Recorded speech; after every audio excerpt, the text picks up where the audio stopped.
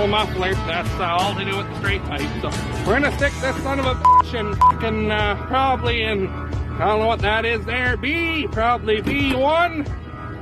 We got this big fucking thing behind it. We're gonna just step it out of the way.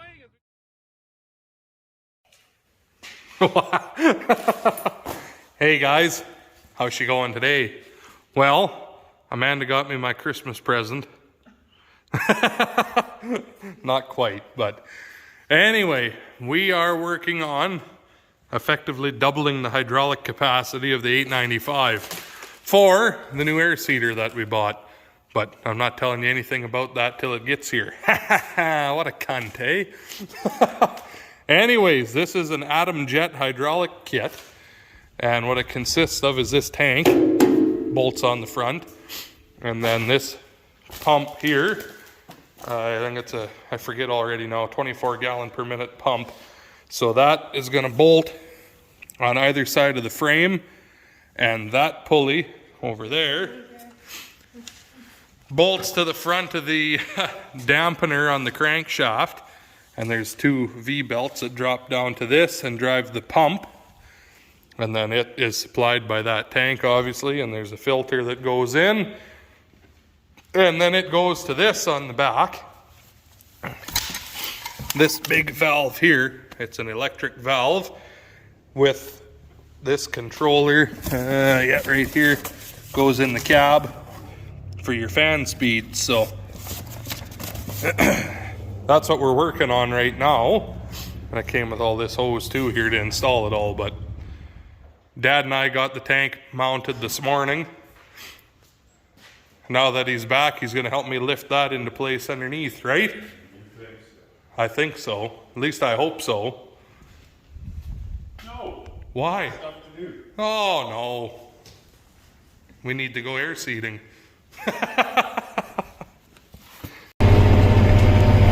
Well, it's a few days later since we were working on the Atom Jet on the 895 here, but the weather kind of smartened up and warmed up and got sunny again.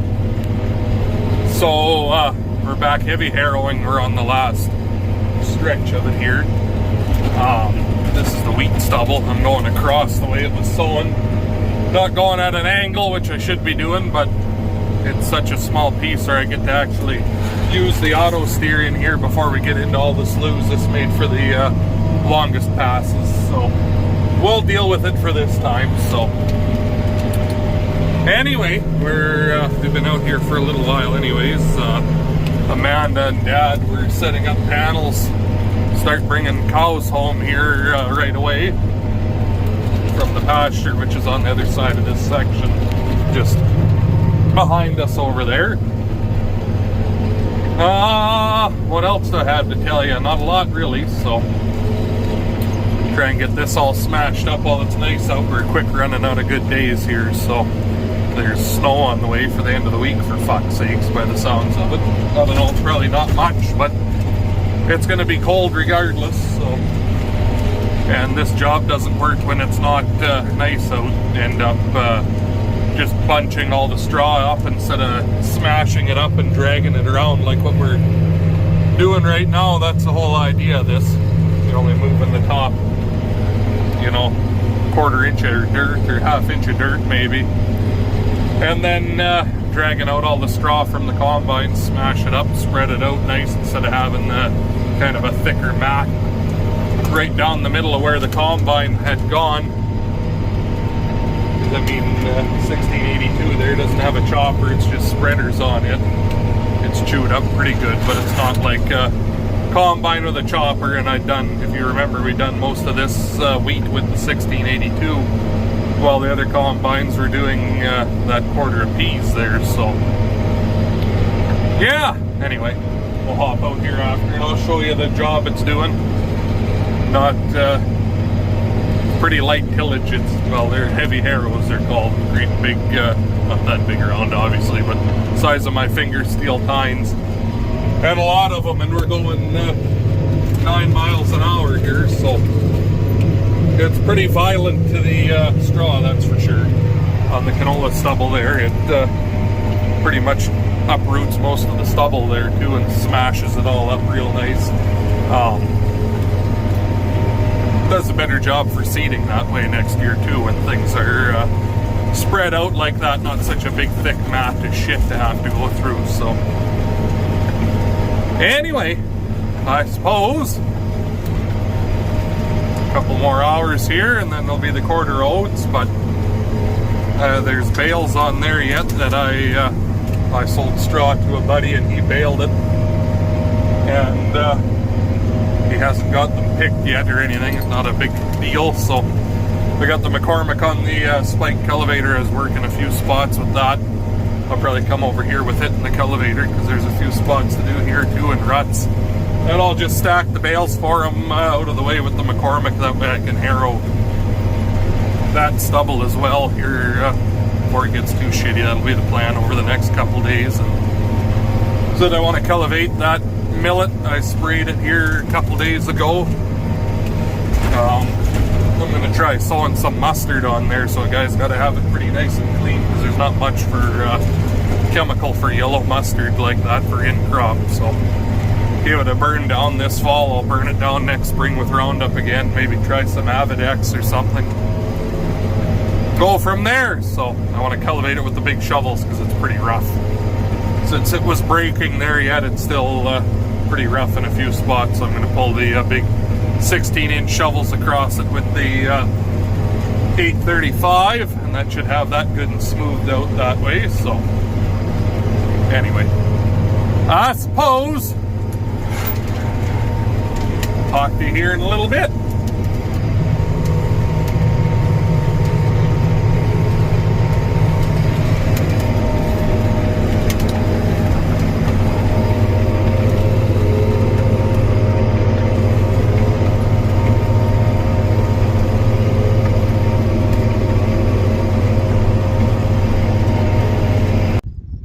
Well, I got booted out of the heavy harrows. Grandpa Henry wanted to do some again before it was done.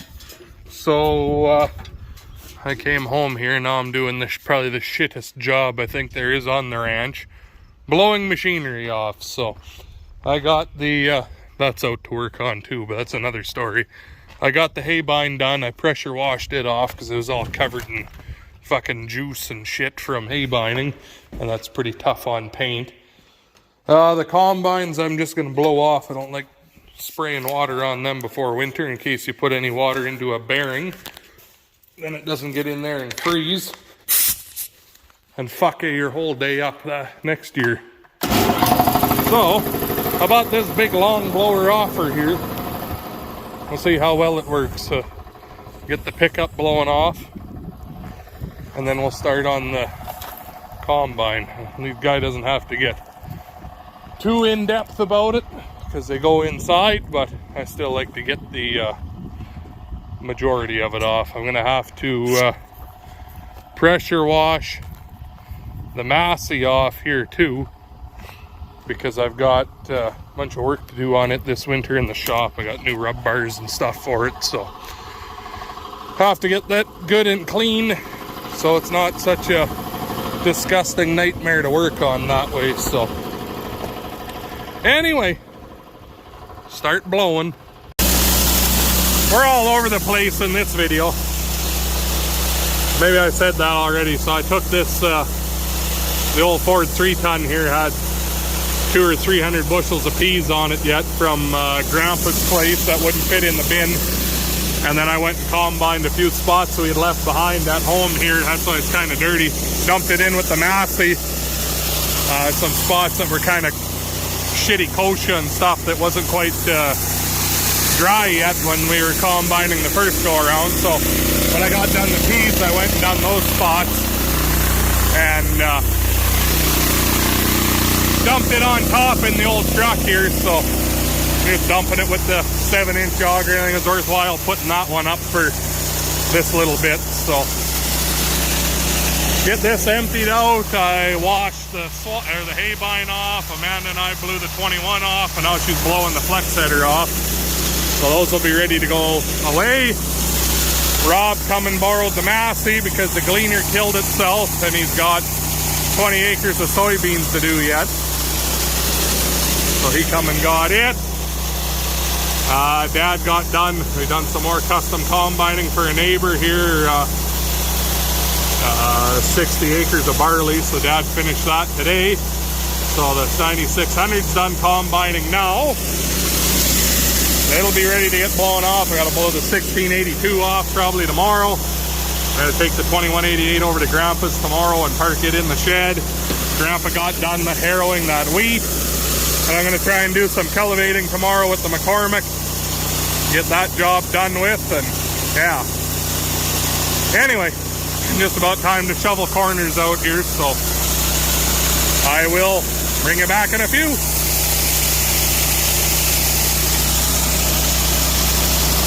Speak of the lean, green, mean-eating machine. There he comes right there even.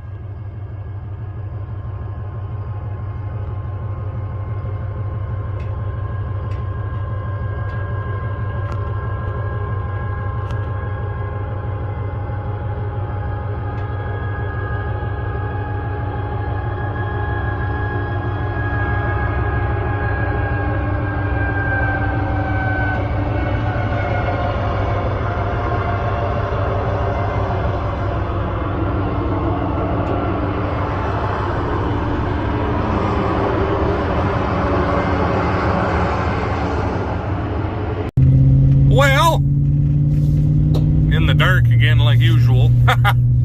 Rob borrowed the Massey, and I'd already started cleaning it out, getting it ready to put away for the winter, and I took all the tools and spare parts out of it. Kind of forgot. He took off, broke a fucking section, of course, didn't have one in it. So, just met him halfway down the road here and gave him the box of spare parts again for it so he can finish. He's only got a few acres left, of course, so God, the fun never ends, does it? Oh well. Anyway, we'll do a better look and more on that atom jet and stuff here when we finish it, because there's a lot of it to put together yet. There's an electric valve and couplers and hoses and the controller for in the cab and all of that yet. So I know this video is all over the place. It's hard to make a video here right now because I'm all over the goddamn place. I don't know what the fuck to video. So anyway, hopefully you enjoyed it anyways, and if you did, thanks for watching. Make sure you hit the like button and subscribe if you're not, all that good stuff. As always, I guess, thanks for watching. I'll talk to you later.